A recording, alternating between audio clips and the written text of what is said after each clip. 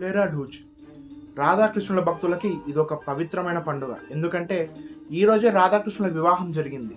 అవును, భాండీరవం అనే ప్రదేశంలో సాక్షాత్తు బ్రహ్మదేవుడే వచ్చి రాధాకృష్ణుల వివాహాన్ని జరిపించారు.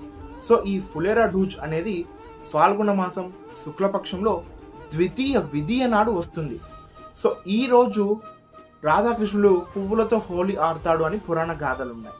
అలానే ఈ ఫులేరా డూజ్ నాడు రాధాకృష్ణుల నామం జపించి నిర్జల లేకపోతే జల లేకపోతే ఇక ఫల ఉపవాసాలు ఉన్నవారు శుభప్రదాలను పొందుతారు. మరి జల నిర్జల ఈ ఫల ఉపవాసాలు అంటే ఏంటి, ఇవన్నీ మీరు తెలుసుకోవాలనుకుంటే మన సనాతన సంపద ఛానల్ని ఫాలో అవ్వండి. అండ్ అలానే ఈరోజు రాధాకృష్ణుల యొక్క చరిత్రను వినడం కానీ, వారి కథను ఒకసారి గుర్తుకు చేసుకోవడం కానీ, వారిని ఒకసారి మన మనసులో తలుచుకోవడం ద్వారా చాలా శుభ పరిణామాలు ఉంటాయి.